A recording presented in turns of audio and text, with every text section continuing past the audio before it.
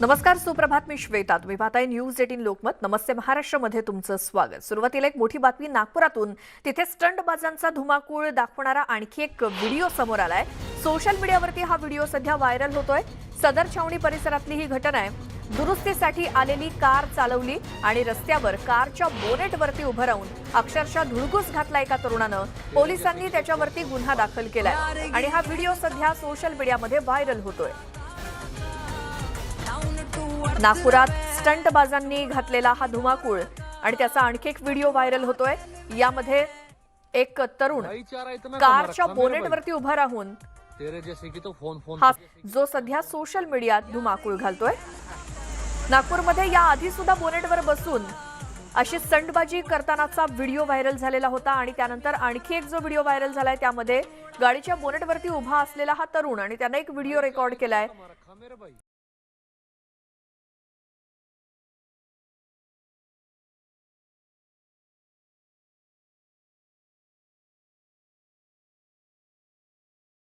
छावणी परिसरातली ही घटना आहे. दुरुस्तीसाठी कार आलेली होती. ही कार चालवली रस्त्यावरती आणि कारच्या बोनेटवरती उभं राहून हा धुडगूस घातलेला आहे. ही दोन्ही दृश्य नागपुरात स्टंटबाजांनी घातलेल्या धुमाकूळाची. आमचे प्रतिनिधी नागपूरमधून तुषार कोहळे आपल्यासोबत जोडले गेलेत. तुषार, हे दोन्ही व्हिडिओ जे आपण स्क्रीनवरती पाहतोय, काय त्याबद्दल सांगाल? आपण जर का मागच्या 4-5 दिवसातल्या काही घटना जर बघितल्या तर निश्चितच नागपूरमध्ये जे काही गुंड आहे किंवा हैदोस घालणारे तरुण आहे यांना कायद्याची किंवा पोलिसाची भीती आहे का, हा एक त्यांच्या मनामध्ये आहे की नाही, हाच एक महत्त्वाचा प्रश्न आहे. कारण की हा जो व्हिडिओ आहे हा सोशल मीडियासाठी तयार केला गेला आणि बाकायदा त्याचं नियोजन केलं गेलं. त्यांच्या गॅरेजमध्ये ज्या काही 4-5 गाड्या होत्या त्या गाड्या आणल्या गेल्या सदर परिसरामध्ये. त्यानंतर बाकायदा त्याच्या व्हिडिओचं रेकॉर्डिंग केलं गेलं आणि तो नंतर मग सोशल मीडियावर टाकला गेला. तर ही सर्व प्रक्रिया होत असताना पोलिस काय करतो हा एक महत्त्वाचा प्रश्न आहे. जेव्हा सोशल मीडियावर व्हिडिओ व्हायरल होतात त्यानंतर मग पोलिसांना माहिती मिळते आणि मग नंतर पोलीस कारवाई करते. म्हणजे आपण जर का बजाजनगर परिसरामध्ये अश्विन तुर्केलचा जरी जो व्हिडिओ बघितला होता की तो कारच्या बोनेटवर बसून दारू पीत होता, तो एक हत्येच्या प्रकरणातला मुख्य आरोपी आहे. तर हा जो व्हिडिओ तयार केला सदर भागामध्ये, हा मुशीर शेख नावाचा हा तरुण आहे. त्याची इतर जे साथी सरदार आहे त्यामध्ये विपिन नायर आहे, असलम बेग आहे, हसन शेख आहे, इम्रान अन्सारी आहे आणि मालवी वराठी आहे. हे सर्व जे तरुण होते हे सर्व साधारण हा व्हिडिओ बनवण्यासाठी वेगवेगळे स्टंट करत होते आणि साधारण काही तास शहरामध्ये धुडगूस घालत होते. त्या काळामध्ये नागपूर पोलीस कुठे होती, हाच एक महत्त्वाचा प्रश्न आहे. त्यामुळे नागपूर मधल्या जे गुंड असेल, तरुण असेल, यांना कायद्याचा धाक उरला नाही का, हाच प्रश्न उपस्थित झालेला आहे. या संदर्भात नंतर जेव्हा व्हिडिओ सोशल मीडियावर व्हायरल होतो त्यानंतर पोलीस कारवाई करतात. प्रतिबंधात्मक ती कारवाई असते कारण की स्टंट करणाऱ्या गुन्ह्याअंतर्गत या सर्व आरोपींना बेल देखील तात्काळ मिळून जाते. त्यामुळे या जे गुंड आहे यांची वारंवार त्यांच्या हिमती वाढतात. त्यांना माहित असतं की पोलिसांच्या कारवाईमध्ये खूप काही होणार नाही. त्यामुळे निश्चितच नागपूरच्या कायदा सुव्यवस्थेचे प्रश्न उपस्थित होतात. कारण की 3 दिवसात आपण बघितलं की नागपूरच्या बिशप कॉटन शाळेमध्ये कशा प्रकारे दारुड्यांनी शाळेच्या आतमध्ये घुसून धुडगूस घातलेला होता. त्यानंतर अश्विन तुर्केलचा व्हिडिओ व्हायरल झाला. आता 3रा दिवस आहे की हा एक नवीन व्हिडिओ व्हायरल झालेला आहे. म्हणजे रोज कुठे ना कुठे काही ना काही घडत असतं आणि नागपूर पोलिसांचे जे त्यांच्या इज्जतीचे जे लखतरी आहे ते रोज गुंडांकडनं तरुणांकडनं काढले जातात. जी तुषार, या सगळ्या माहितीबद्दल धन्यवाद. मात्र तुम्ही आमच्यासोबत लाईनवरती असेच राहा, कारण नागपुरातनंच एक मोठी बातमी आणखी एक आहे. ती म्हणजे नागपूरमध्ये परत एकदा गुंडांनी हैदोस घातलाय. रेकॉर्डवरचे गुन्हेगार हे कारच्या बोनेटवरती बसून दारू पीत असल्याचं दिसलंय. नागपूरच्या रस्त्यावरती फेरफटका मारत असताना हा सगळा प्रकार समोर आलाय पोलिसांच्या. आणि या बातमीसोबतच आता दुसरी बातमी ही सुद्धा आहे महत्त्वाची. ती म्हणजे महावितरणच्या दुजाभावाच्या कारभाराची ही बातमी आहे. एकीकडे महावितरण अवघ्या 500 रुपयांसाठी शेतकऱ्यांची वीज तोडणी करतं, त्यामुळे शेतकऱ्यांवरती आत्महत्या करण्याची वेळ आली आहे. तर दुसरीकडे शासकीय विभागांना मात्र वेगळे नियम असल्याचं समोर आलंय. शेतकऱ्यांकडून 500 रुपये वसूल करण्यासाठी वीज तोडणी केली जाते. मात्र शासकीय विभागावर महावितरणचे तब्बल 9,176 कोटींची थकबाकी आहे आणि तरी सुद्धा कारवाई केली जात नाही. यामध्ये शासकीय विभागातले ग्रामविकास विभाग सर्वात आघाडीवर आहेत आणि या विभागातील एकूण 7,914 कोटींची थकबाकी आहे.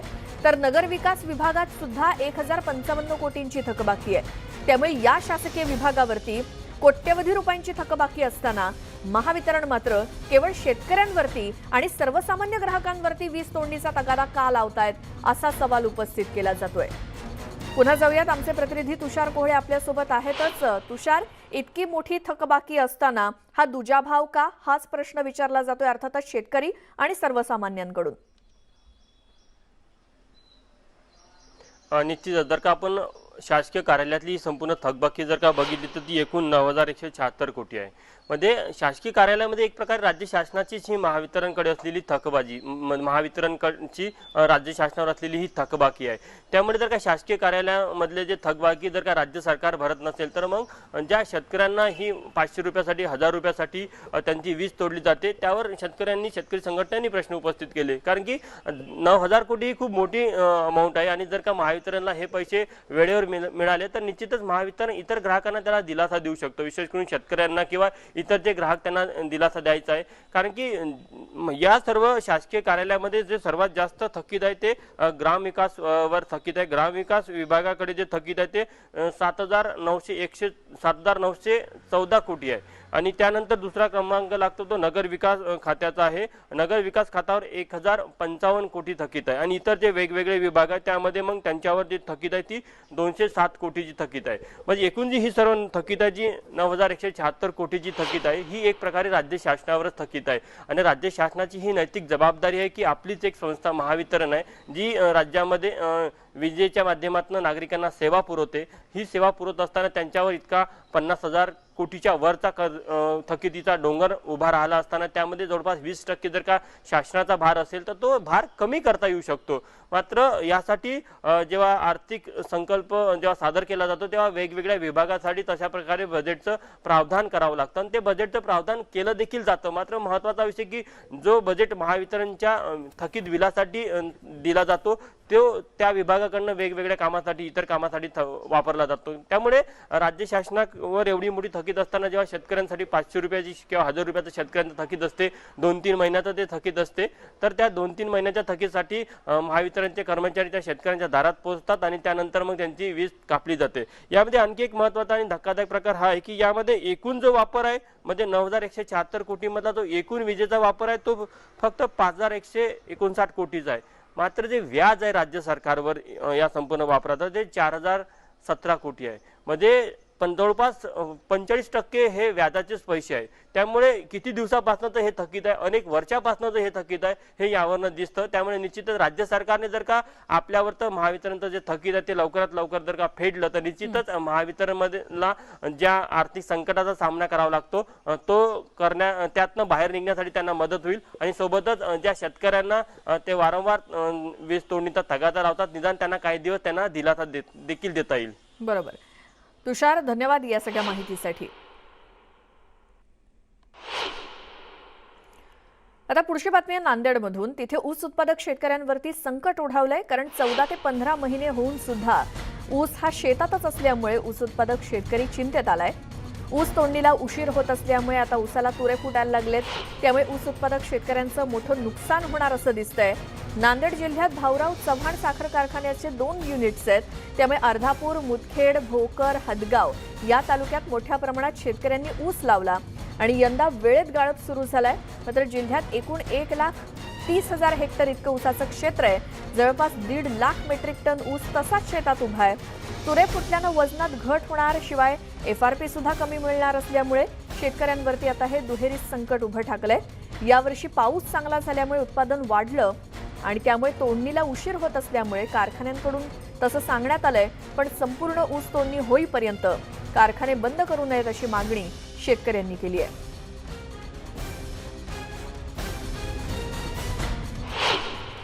बारा महिन्याच्या वरी होऊन गेले. आता कारखाना कवा नेते की काय आहे की आम्ही भिजून थकून गेले. किती दिवस भिजा, 2-2 वर्ष भिजत ऊसाचे भिजवून राहतील का? आमचे काय गरिबाचे 4 पैसे व्हायचे ते मी नाही. आता नुकसान वाळून गेले आणि नुकसानच होणार आहे आमचं. टायमाला गेला तर काहीतरी होते, आमचा फायदा नाही तर काय फायदा आहे आता. खूप ठिकाणी बघितलं असेल, म्हणजे बहुसंख्य ठिकाणी 14-15 महिने झाल्यावर ऊसाला तुरा येतो. तुरा आल्यावर जर बघितलं तर ऊसाच्या वजनामध्ये बऱ्याच प्रमाणात घट येते. त्याचबरोबर ऊसाची रिकव्हरी पण कमी होते. रिकव्हरी कमी झाली म्हणजे कारखान्याला रिकव्हरी कमी येणार, त्याचा फटका शेतकऱ्यांना आर्थिक उत्पन्नामध्ये 100% बसणार. सहसा जर बघायला गेलं तर 10-15% वजन तर सहज घटल्या जातं तुरा आल्यावर, आणि रिकव्हरीमध्ये 0.5 पासून जवळपास 1% फरक पडतो. 1% जर आपण रिकव्हरी कमी पकडली कारखान्याची जवळपास 280 रुपये ते 300 रुपये प्रति टन शेतकऱ्याचं नुकसान होऊ शकतं. सध्या ऊसाला जवळपास 16-17 महिने व्हायलेत. आम्ही पाणी रोज द्यायलो, पण पाणी सध्या त्या ऊस कॅचच करणार, कारण त्याचा वय झाल्यामुळे वरच्या उन्हाच्या टेम्परेचरमुळे त्याचे वाडे वाळून चलेत आणि पाणी हे त्याचं बाष्पीभवन होऊन उलटं ऊसाला लवकर वाळविण्याचं काम करीत आहेत. कारण किती पाणी जरी दिला तर ऊस हिरवा राहतच नाही आणि ऊसामध्ये तुरे निघालेले आहेत. ऊसाला कालावधी होऊन गेल्यानंतर ऊसामध्ये तुरे निघतात आणि तुरे निघाल्यानंतर तुम्हाला ऊस या उन्हाच्या याच्यामुळे ऊसामध्ये दशी पडलेली आहे. या दशीमुळं शेतकऱ्याचं इतकं नुकसान व्हायलं की वजनामध्ये कमीत कमी 20% घट या दशीमुळे शेतकऱ्याला होते. जवळपास कुंटूरचा कारखाना सुरू आहे, भावराव कारखान्याचे 2 युनिट सुरू आहेत, हातगावचं 1 युनिट सुरू आहे, तिकडे शिवूरचं 1 युनिट सुरू आहे, उमरी तालुक्यातील वाघलवाड्याचं युनिट सुरू आहे. पण अनेक कारखान्याचा ऊस शिल्लक राहण्याची परिस्थिती. जवळपास एकट्या भावराव कारखान्याचा ऊस युनिट क्रमांक 2चा जवळपास 1 लाख टन शिल्लक राहू शकतो आणि युनिट क्रमांक 2चा या ठिकाणी 1 लाख शिल्लक ठेवतो. असा 2 ते 2.5 लाख टन ऊस शिल्लक राहण्याची शक्यता आहे. त्यामुळं शेतकऱ्याच्या ऊसाचं चिपाड झालं आहे. शेतकऱ्याला पाणी देऊनही सध्या ऊसाला काहीच उपयोग होईना झाला. तर नांदेडमधल्या ऊस उत्पादक शेतकऱ्यांची ही व्यथा आहे. शेतकऱ्यांवरती आता संकट ओढावलंय, कारण 14 ते 15 महिने झाले तरी देखील ऊस त्यांचा शेतात तसाच आहे. ऊसाची तोडणी काही झालेली नाहीये आणि त्यामुळे शेतकरी आता चिंतेत आलाय, कारण ऊस तोडणीला उशीर होतोय. त्यामुळे ऊसाला आता तुरे फुटायला सुरुवात झाली आहे. त्यामुळे शेतकऱ्यांचंच नुकसान होणार आहे जर हा ऊस हातचा गेला तर. नांदेड जिल्ह्यामध्ये भाऊराव चव्हाण साखर कारखान्याचे 2 युनिट्स आहेत. त्यामुळे आजूबाजूच्या तालुक्यांमध्ये मोठ्या प्रमाणात शेतकऱ्यांनी यंदा ऊस लावला. यंदा वेळेत गाळप सुद्धा सुरू झाला. मात्र जिल्ह्यामध्ये एकूण 1,30,000 हेक्टर असं जे काही ऊसाचं क्षेत्र आहे तिथे जवळपास 1.5 लाख मेट्रिक टन ऊस हा तसाच शेतामध्ये, त्याची तोडणी झालेली नाही. वेळ निघून गेल्यामुळे तुरे फुटायला लागले, त्यामुळे वजनात सुद्धा घट होईल. शिवाय FRP सुद्धा कमी मिळणार. त्यामुळे शेतकरी सध्या चिंतेत आहे. यावर्षी पाऊस चांगला झाला, उत्पादन वाढलं, परंतु तोडणीला उशीर होत असल्याचं कारखान्यांकडून सांगण्यात येत आहे. पण संपूर्ण ऊस तोडणी होईपर्यंत कारखाने बंद करू नका अशी मागणी इथल्या शेतकऱ्यांनी केली आहे. नांदेडमधले ऊस उत्पादक शेतकरी सध्या चिंताग्रस्त आहेत. याचं कारण म्हणजे 14 ते 15 महिने होऊन गेले, ऊस तोडणीचा काळ सुद्धा निघून गेलाय. मात्र आता ऊसाची जी काही अवस्था झाली आहे त्याचमुळे शेतकरी सध्या चिंतेत आहेत. नांदेडमधून आमचे प्रतिनिधी मुजीब शेख आपल्यासोबत फोन लाईनवरती आहेत. मुजीब, आता याचे काय परिणाम होत आहेत आणि कसं शेतकऱ्यांचं नुकसान होऊ शकतं ते आपण पाहिलं. आता शेतकऱ्यांची काय मागणी आहे? बरोबर, आपण पाहिलं की संपूर्ण राज्याचं नांदेडमध्ये देखील हीच अवस्था आहे. जवळपास 14 ते 15 महिने उलटून गेले आणि अजूनही ऊस तोडणी जी बाकीच आहे. जवळपास नांदेड जिल्ह्याचा विचार केला तर 1.5 ते 2 लाख मेट्रिक टन इतका ऊस अजूनही शेतात पडू नये. ऊसावर तुरे फुटलेले आहेत, त्यामुळे शेतकऱ्यांचं जे आहे ते खूप मोठ्या प्रमाणामध्ये नुकसान होणार आहे. जवळपास 4 कारखाने नांदेडमध्ये अजूनही सुरू आहेत पूर्ण क्षमतेने, परंतु तरीही अजून ऊस तोडणी पूर्ण झालेली नाहीये. ऑक्टोबर महिन्यामध्ये जी ऊसाची नोंदणी झाली होती ज्या शेतकऱ्यांची, त्यांची तोडणी अजूनही सुरू आहे. खरं तर ही तोडणी जानेवारी महिन्यात पूर्ण व्हायला पाहिजे होती. त्यानंतर नोव्हेंबरमध्ये जी नोंदणी झाली होती त्याची तोडणीला सुरुवात व्हायला पाहिजे होती, परंतु ऑक्टोबरची तोडणी अजून पूर्ण झालेली नाही. मग नोव्हेंबरची तोडणी कधी पूर्ण होईल असा शेतकऱ्यांचा प्रश्न आहे. अजूनही ऊस शेतात उभा असल्याने शेतकरी मात्र खूपच चिंतेत आहे. तुरे फुटल्यामुळे ऊसाचे एक तर वजन कमी होणार आहे, त्याच्यामधला गोळवा कमी होणार आहे, त्यामुळे दुहेरी संकटाचा सामना शेतकऱ्यांना करावा लागणार आहे. जी मुजीब, धन्यवाद तुम्ही दिलेल्या माहितीसाठी. आणि याच कारणामुळे सध्या नांदेडमधले ऊस उत्पादक शेतकरी हे चिंतेत सापडलेत, कारण त्यांचा ऊस काढणीची वेळ होऊन गेली तरी सुद्धा अजून शेतामध्येच आहे. बीड जिल्ह्यामध्ये यावर्षी मोठ्या प्रमाणात पाऊस झाल्यामुळे ऊस लागवडीचं क्षेत्र वाढलं. 2 लाख हेक्टरवरती ऊसाची लागवड झाली. त्यामुळे ऊस गाळपासह वेगवेगळे प्रश्न ऊस उत्पादकांना सतावतायत. पाहूयात त्यावरचा हा स्पेशल रिपोर्ट. बीड तालुक्यातल्या धानोरा गावातल्या रमेश इंगोले यांचं 3 एकराचं शेत. तोडणीला आलेला ऊस पाठपुरावा करूनही 1.5 महिन्यापासून साखर कारखाना घेऊन जात नाहीये. त्यामुळे शेतातच पडून असलेला ऊस पाहून रमेश इंगोलेंची चिंता वाढली आहे. 3 एकर ऊसासाठी मला जवळपास 1 लाख खर्च आला आणि आतापर्यंत जवळपास ऊस 10 महिन्याचा झालेला आहे हा. आणि जवळपास 1.5 महिन्याला ऊस तोडण्यासाठी आम्ही प्रयत्न करतो. मात्र 1.5 महिन्यापासून कुठल्याही करणारापासून कसलाही आणखी रिस्पॉन्स भेटलेला नाही. आणि ऊसाचं खूप वजन घटत आहे. ऊसाला तुऱ्या देखील फुटत आहेत. तर बोरखेड इथले शेतकरी दिलीप शिंदे यांना मणक्याचं ऑपरेशन करून घ्यायचंय. पण शेतातला ऊस उचलला जात नसल्यानं त्यांच्या समोर आर्थिक संकट उभं आहे. 2-2.5 लाख रुपये झाले असते ऊसाची. 17 महिने झाले ऊसाला लावलेलं. खूप खर्च झाला. 40-50 हजार रुपये आतापर्यंत सगळा खर्च झालाय. पाणी संपलं आता पुन्हा म्हणजे लोळून हे करून पार वाटोळं झालं की दिसत नाही का तुम्हाला? बघा ना तुम्ही. गोदावरी नदीकाठच्या गेवराई आणि माजलगाव तालुक्यात ऊस उत्पादकांची ही गंभीर परिस्थिती आहे. तोडणीला आलेला ऊस पडू नये, त्यात एकरी 15,000 रुपये मुकादम आणि कारखाना व्यवस्थापन पैसे आगाऊ मागतं. पण तेही कुठून द्यायचे हा प्रश्न आहे. ऊस कोणत्या पक्षाच्या लोकांचा हे पाहतो. आज या ऊसाची जरी अशी परिस्थिती झाली तर या आज कोड काढण्यासाठी पासून तर लेबरपर्यंत ड्रायव्हरपर्यंत प्रत्येकाला पैसे द्यावा लागते. 15,000 रुपये जर एकर दिलं तर शेतकऱ्यांनी उद्या काय करायचं? याला फाशा घ्यायच्या पाळ्या आल्या. मराठी परिस्थिती तयार झाली. माजलगाव तालुक्यातल्या देवखेडा गावातला 80% ऊस शेतातच वाळून चाललाय. 5 एकर शेताला 5 लाखाचा खर्च केला, पण आज घरात खडखडाट आहे. शेतातला हाच ऊस पेटवून त्यात उडी घेण्याची वेळ आली आहे, असं धनंजय जोगडे सांगतात. माझ्या ऊसाचा अक्षरशः 65 वेळ इथं आलेली आहे. येथील शेतकऱ्यांची अवस्था म्हणजे येडेश्वरीमुळे ऊस लावला आणि आमची काशी झाली अशी अवस्था इथल्या शेतकऱ्यांची झाली आहे. माझं वैयक्तिक शैक्षणिक वर्ष यामुळे थांबलेलं आहे. घर खर्च आज भागवणं अवघड झालेला आहे. कारखानदार जोपर्यंत कारखाना ऊस देत नाही मी त्याच्यामध्ये ऊस फेकून देणार. शेतकऱ्यांना मी आत्मदहन प्रयत्न करणार. शेतकऱ्यांनी माझा कारखाना ऊस नाही नेला तर मी कारखान्याच्या समोर गेट समोर मी आत्मदहन प्रयत्न करणार. महाराष्ट्रात सगळ्यात जास्त ऊस लागवड झालेलं गाव देवखेडा हे धरणाच्या खाली आहे आणि येथील शेतकऱ्याचा ऊस जळून खाक होत आहे. जवळजवळ 70 ते 80% ऊस उभा असून शासनाचं किंवा कुठल्याही अधिकाऱ्याचं लक्ष या गावाकडे नाही.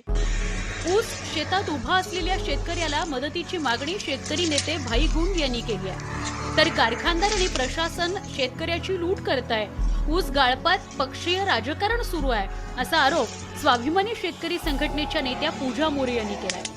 जवळपास 40 लाख हेक्टर ऊस आज शेतकऱ्याच्या शेतामध्ये उभा आहे. खरंच येणाऱ्या काळामध्ये जर ऊस गाळप नाही झाला तर शेतकऱ्यावर आत्महत्येची वेळ येणार आहे. आमची मागणी अशी आहे शेतकरी कामगार पक्षाच्या वतीनं, ज्या शेतकऱ्याचा ऊस गाळप होणार नाही अशा शेतकऱ्याला हेक्टरी 1 लाख रुपयाचं अनुदान सरकार आणि कारखानदार या दोघांनी मिळून द्यायला पाहिजे. शेतामध्ये मुकादमाला जर पाय जरी ठेवायचा असेल तर त्या शेतकऱ्यांना नोंदणी केलेली असताना सुद्धा 10,000 रुपये एकरी पैसे द्यावा लागत आहेत.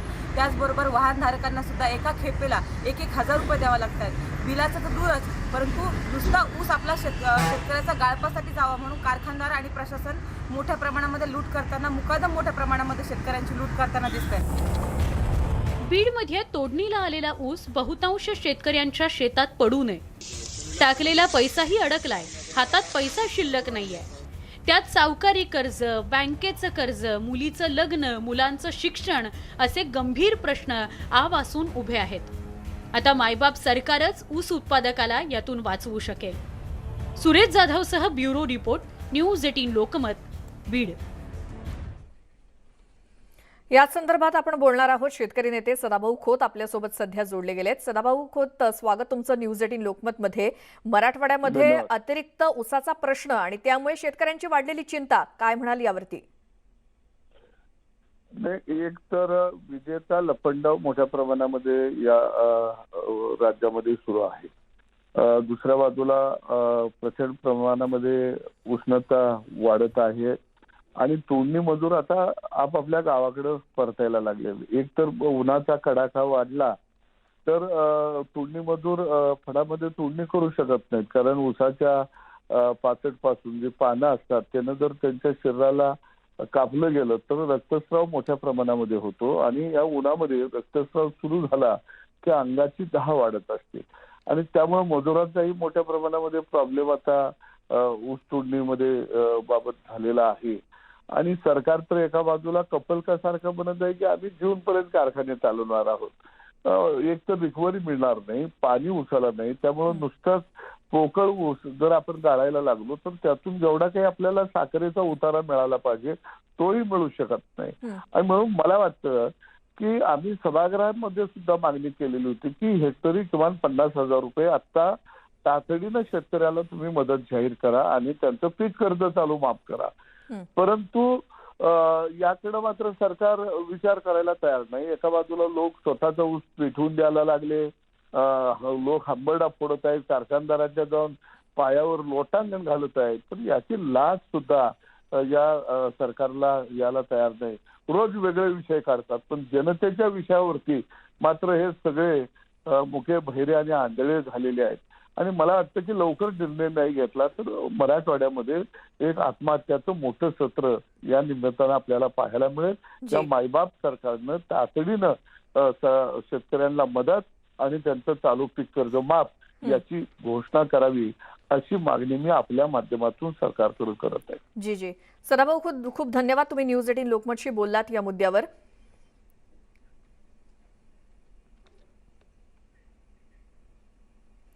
आता पुढची बातमी आहे नागपूरमधून. नागपूरच्या लकडगंज परिसरामध्ये भीषण आग लागली. हरिहर मंदिराजवळच्या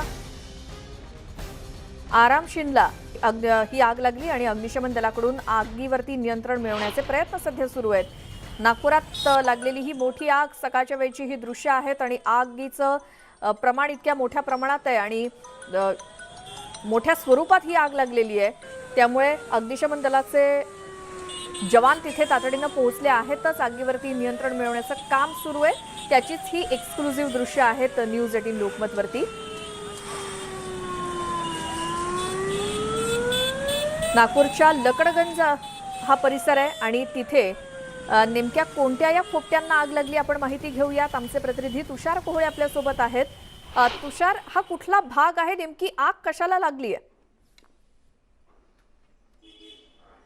नागपूरच्या लकडगंज परिसरामध्ये वेगवेगळ्या आरा मशीन आहेत. जे लाकडाचे उद्योग असतात, ते छोटे छोटे उद्योग आहेत. त्यापैकी एक हरिहर मंदिरच्या बाजूने असलेली जी छोटी आरा मशीन होती, त्या आरा मशीनला ही सकाळी पहाटे 6:30-7च्या सुमारामध्ये लागलेली ही आग आहे. आणि आग इतकी भीषण आहे की आपण दृश्यामध्ये बघू शकतो की दूरपर्यंत लोकांना त्या आगीचे लोड आपल्याला पाहायला मिळतात. आगीने अत्यंत वेगाने रौद्ररूप धारण केलेलं होतं. त्यानंतर मग अग्निशमन विभागाला याची माहिती देण्यात आली. अग्निशमन विभागाच्या 8 गाड्या घटनास्थळी पोहोचल्या. अजूनही आग पूर्णपणे नियंत्रणामध्ये आलेली नाही आहे. आग विझवण्याचा आटोकाट प्रयत्न अग्निशमन विभागाकडून केला जात आहे. आता नेमकी ही आग कशामुळे लागली याचा तपास देखील केला जाणार आहे. पण आजूबाजूला आणखी वेगवेगळ्या आरा मशीन आहेत. ती आग त्या भागामध्ये पसरून याची पूर्ण खबरदारी अग्निशमन विभागाकडून घेतली जात आहे. पण एकतर शॉर्ट सर्किटमुळे ही आग लागली असावी किंवा एखादी काही बाहेर कुठेतरी काही दुसऱ्या वस्तू जाळल्या असतील आणि त्याचा आगीचे कण जर का आरा मशीन मध्ये ठेवलेल्या लाकडांवर आले असेल तर त्यामुळे देखील आग लागण्याची शक्यता आहे. 2 शक्यता वर्तवल्या जात आहे. मात्र अजून अद्याप कारण स्पष्ट झालेलं नाही. मात्र ही अत्यंत मोठी आग आहे, कारण की लखडगंज परिसरामध्ये अनेक छोटे छोटे असे लाकूड निर्मितीचे वेगवेगळे उद्योग आहे. त्या भागामध्ये अशा प्रकारच्या आगा ह्या उन्हाळ्याच्या काळामध्ये विशेष करून लागत असतात. कारण की मागच्या काही आठवड्यापासून आपण पाहतो की नागपूर असो किंवा विदर्भाचा पारा हा साधारण 42 अंश सेल्सिअसच्या वर आहे. त्यामुळे अशा काळामध्ये देखील नॅचरली वेगवेगळ्या कारणामुळे देखील आग लागत असते. त्यामुळे नेमकी ही आग कोणत्या कारणाने लागली याचा शोध घेणार आहे. कारण की पहाटेच्या सुमारामध्ये ही आग लागली. त्या काळामध्ये बऱ्यापैकी वातावरण थंड असतं. त्यामुळे एकतर शॉर्ट सर्किटमुळे किंवा बाहेरच्या काही दुसऱ्या आगीशी संपर्क आलेली वस्तू त्या भागामध्ये आल्यामुळे ही आग लागली असावी असा प्राथमिक अंदाज व्यक्त केला जात आहे. आग विझवण्याचा आटोक्यात प्रयत्न केला जात आहे. त्या भागामध्ये बघ्याने देखील मोठ्या प्रमाणामध्ये गर्दी केली होती. त्यामुळे त्या भागात पोलिसांचा बंदोबस्त देखील लावण्यात आलेला आहे आणि काही तासातच ही आग विझवली जाईल अशी माहिती अग्निशमन विभागाने दिलेली आहे. जी तुषार, धन्यवाद या सगळ्या माहितीसाठी. लकडगंज इथल्या आरा मशीनला लागलेली ही आग सगळं लाकडाचं सामान आहे आणि तिथे आग आणखीनच भडकली आहे. मात्र अग्निशमन दलाचे जवान पूर्णतः प्रयत्न करतायत. पुढची बातमी, शिवसेनेचे खासदार संजय राऊत यांनी बुधवारी राज्यसभेमध्ये गुन्हेगारांच्या डिजिटल डेटा गोळा करण्यासंदर्भात मागणी केलेली होती. या सगळ्याच बातम्यांसोबतच पुढच्या बुलेटिनमध्ये सुद्धा आपण भेटणार आहोत. तोपर्यंत तुम्ही पाहत राहा न्यूज 18 लोकमत आणि सगळ्या ताज्या बातम्यांच्या अपडेट्ससाठी न्यूज 18 लोकमतच्या यूट्यूब चॅनलला तर सबस्क्राईब कराच आणि आमच्या फेसबुक पेजला सुद्धा फॉलो करा.